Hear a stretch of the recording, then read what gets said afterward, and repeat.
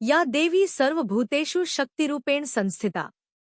नमस्तस्य नमस्तस्य नमस्तस्य नमो नमः। जय माता दी। आप सभी पर माता रानी की कृपा सदैव बनी रहे। हे जगत जननी माँ दुर्गा, आप आदि शक्ति, करुणा और संहार की अधिष्ठात्री हैं। कृपा करके अपने भक्तों पर सदैव अपनी अनुकंपा बनाए रखें। जो भी आपके चरणों में श्रद्धा से प्रणाम करे, उसके जीवन से सभी कष्ट और दुख दूर हो। आप सभी को सुख, शांति और समृद्धि प्रदान करें। मन में भक्ति और प्रेम का संचार करें और सभी की मनोकामनाएं पूर्ण करें। नवरात्रि के इस पावन अवसर पर हम सभी आपके चरणों में नतमस्तक होकर प्रार्थना करते हैं कि आप हमारी आस्था और विश्वास को अडिग बनाएं। हमें शक्ति, धैर्य और सद्बुद्धि दे और हर बाधा से हम सबकी रक्षा करें। जय माता दी। प्रिय श्रोताओं, आज के इस वीडियो में आप जानने वाले हैं चैत्र नवरात्रि के महापर्व के बारे में। नवरात्रि का महापर्व इस बार कितने दिनों का रहेगा? अष्टमी और नवमी तिथि कब रहेगी? कलश स्थापना का शुभ मुहूर्त क्या रहेगा? कलश स्थापना की आसान सी पूजा विधि भी आज की इस वीडियो में मैं आपके साथ शेयर करूंगी। नवरात्रि का पर्व साल भर में कुल 4 बार पड़ता है, जिसमें चैत्र और अश्विन की नवरात्रियों का विशेष महत्व है। चैत्र नवरात्रि से ही विक्रम संवत की शुरुआत होती है और इन दिनों प्रकृति से एक विशेष तरह की शक्ति निकलती है। इसी शक्ति को ग्रहण करने के लिए इन दिनों में शक्ति पूजा या नवदुर्गा की पूजा का विधान है। इसमें माँ की 9 शक्तियों की पूजा अलग अलग दिन की जाती है। पहले दिन माँ शलपुत्री स्वरूप की उपासना की जाती है और इस दिन से ही कई लोग 9 दिनों के उपवास रखते हैं। नवरात्रि के व्रत तो आप सभी रखते हैं, लेकिन क्या आप जानते हैं कि नवरात्रि साल भर में कुल 4 बार ही क्यों आती है? 5, 6 या 2 बार ही क्यों नहीं आती? दरअसल इसके पीछे एक वैज्ञानिक आधार है और आप सभी को इस बारे में जरूर जानना चाहिए। हर नवरात्रि के पीछे का एक वैज्ञानिक आधार है। पृथ्वी द्वारा सूर्य के परिक्रमा काल में एक साल की 4 संधियां होती हैं, जिनमें से मार्च और सितंबर महीने में पड़ने वाली गोल संधियों में साल के 2 मुख्य नवरात्रि पड़ते हैं। एक शारदीय नवरात्रि और दूसरा चैत नवरात्रि। और इस समय में रोगाणु आक्रमण की सबसे अधिक संभावना हो जाती है, तो ऋतु संधियों में अक्सर शारीरिक बीमारियां भी बढ़ती हैं।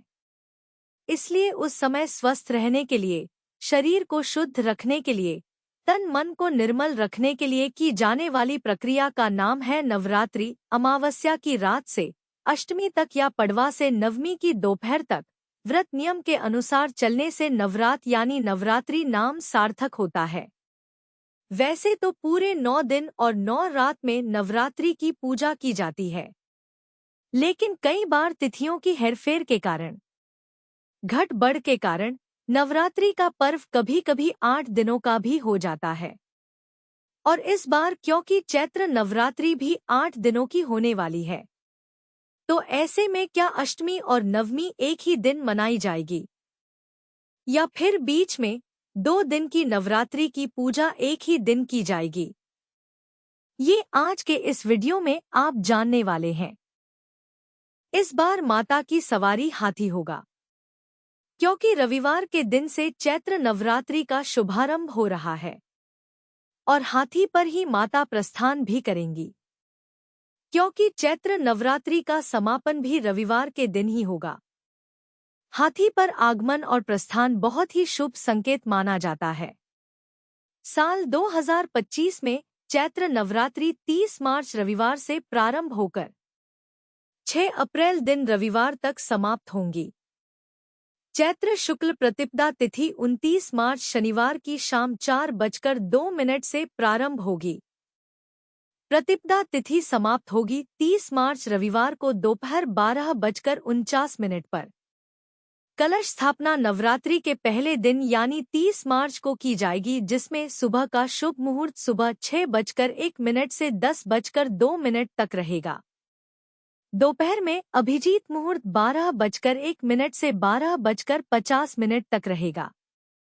तो नवरात्रि का पहला दिन रहेगा 30 मार्च रविवार कोडोट, जिस दिन कलश की स्थापना की जाएगी। मां शैलपुत्री की पूजा भी इसी दिन होगी। नवरात्रि का दूसरा और तीसरा दिन इस बार रहने वाला है 31 मार्च सोमवार कोडोट, यानी कि दूसरे और तीसरे नवरात्रि की पूजा 31 मार्च सोमवार को होगी, जिसमें मां ब्रह्मचारिणी और मां चंद्रघंटा की पूजा की जाएगी। और द्वितीय तिथि प्रारंभ होगी 30 मार्च रविवार को दोपहर 12:05 से, जिसकी समाप्ति 31 मार्च सोमवार को सुबह 9:11 पर होगी। इसके बाद से तृतीय तिथि प्रारंभ होगी 31 मार्च सोमवार को सुबह 9:01 से और तृतीय तिथि समाप्त होगी 1 अप्रैल मंगलवार को सुबह 5:42 पर। क्योंकि मंगलवार को सूर्योदय से पहले ही तृतीय तिथि समाप्त होगी, इसलिए इस बार 31 मार्च सोमवार को 2 नवरात्रि व्रत की पूजा एक साथ पड़ रही है। नवरात्रि का चौथा दिन 1 अप्रैल मंगलवार को रहेगा, जिस दिन मां कूष्मांडा की पूजा की जाएगी। चतुर्थी तिथि प्रारंभ होगी 1 अप्रैल मंगलवार को सुबह 5:43 से और चतुर्थी तिथि समाप्त होगी 2 अप्रैल बुधवार को सुबह 2:03 तक। यानी देखा जाए तो यह मंगलवार की मध्य रात्रि का ही समय रहेगा। चैत्र नवरात्रि का 5वां दिन रहेगा 2 अप्रैल बुधवार को, जिस दिन मां स्कंदमाता की पूजा की जाएगी। पंचमी तिथि प्रारंभ होगी 2 अप्रैल बुधवार को सुबह 2:33 से। पंचमी तिथि समाप्त होगी 2 अप्रैल बुधवार की रात को ही 11:49 पर। षष्ठी तिथि में मां कात्यायनी की पूजा की जाएगी। और छठा दिन रहेगा 3 अप्रैल गुरुवार को। षष्ठी तिथि प्रारंभ होगी 2 अप्रैल बुधवार रात 11:05 से और षष्ठी तिथि समाप्त होगी 3 अप्रैल गुरुवार रात 9:04 पर। सप्तमी तिथि मां कालरात्रि को समर्पित होती है। तो नवरात्रि का 7वां दिन रहेगा 4 अप्रैल शुक्रवार कोडोट। सप्तमी तिथि प्रारंभ होगी 3 अप्रैल गुरुवार रात 9:04 से और सप्तमी तिथि समाप्त होगी 4 अप्रैल शुक्रवार रात 8:01 पर। जो लोग नवरात्रि के पूरे उपवास न रहकर केवल पहला और आखिरी उपवास रखते हैं, ऐसे में जिनके घर में अष्टमी को कन्या पूजन किया जाता हो, तो उन्हें सप्तमी को उपवास रखना होगा। और सप्तमी तिथि 4 अप्रैल शुक्रवार को ही रहेगी। अष्टमी तिथि में मां महागौरी की पूजा की जाती है। तो नवरात्रि का 8वां दिन रहेगा 5 अप्रैल शनिवार कोडोट और अष्टमी तिथि प्रारंभ होगी 4 अप्रैल शुक्रवार की रात 8:01 से। अष्टमी तिथि समाप्त होगी 5 अप्रैल शनिवार शाम 7:26 पर। 9वीं तिथि में मां सिद्धिदात्री की पूजा की जाती है। और 9वां दिन रहेगा 6 अप्रैल दिन रविवार को। 9वीं तिथि प्रारंभ होगी 5 अप्रैल शनिवार की शाम 7:27 से। 9वीं तिथि समाप्त होगी 6 अप्रैल रविवार की शाम 7:23 पर। और दुर्गा अष्टमी रहेगी 5 अप्रैल शनिवार कोडोट। राम नवमी यानी दुर्गा नवमी तिथि रहेगी 6 अप्रैल दिन रविवार कोडोट। तो जिनके यहाँ अष्टमी को कन्या पूजन होता हो वह 5 अप्रैल कोडोट, जिनके यहाँ नवमी पर होता हो वह 6 अप्रैल रविवार को कन्या पूजन करेंगे।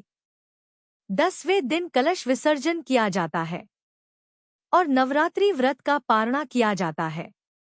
हालांकि बहुत से लोग अष्टमी तिथि को ही कन्या पूजन करके या 9वीं तिथि को ही कन्या पूजन करके व्रता पारणा कर लेते हैं और कलश विसर्जन भी कर लेते हैं। तो दशमी तिथि प्रारंभ होगी 6 अप्रैल रविवार शाम 7:02 से, जिसकी समाप्ति 7 अप्रैल सोमवार को रात 8 बजे होगी। नवरात्रि के पहले दिन शुभ मुहूर्त में कलश की स्थापना की जाती है, जिसके लिए एक चौकी पर साफ पीला वस्त्र बिछाकर पूर्व दिशा की ओर मुंह करके मिट्टी का या फिर अन्य धातु का कलश लेकर उसमें गंगाजल मिलाकर साफ शुद्ध जल भरना चाहिए, जिसमें लौंग का एक जोड़ा, एक कमलगट्टा, एक कौड़ी या शंख थोड़ा इत्र और अक्षत पुष्प डालकर उसके ऊपर आम या अशोक के 5, 7 या 9 पत्ते रखने चाहिए। पत्ते साफ सुथरे हो जिसके ऊपर आपको पानी वाला नारियल रखना चाहिए। नारियल को चुंदरी से लपेटकर और कलावे से बांध कर ही रखना चाहिए। फिर सभी नवग्रहों का और कलश के अंदर वास करने वाले सभी देवी देवताओं का सभी शुभ शक्तियों का आवाहन करके कलश की पूजा करके आपको मां भगवती की प्रतिमा या तस्वीर की स्थापना करके नवरात्रि पूजा का शुभारंभ करना चाहिए। और फिर पूरे 9 दिनों तक इस कलश की शुद्धता का आपको ध्यान रखना चाहिए। यह थी आज की वीडियो। उम्मीद है आपको जानकारी पसंद आई होगी। अगर जानकारी आपको अच्छी लगे तो वीडियो को लाइक करके कमेंट बॉक्स में जय माता दी भी जरूर लिख दीजिएगा।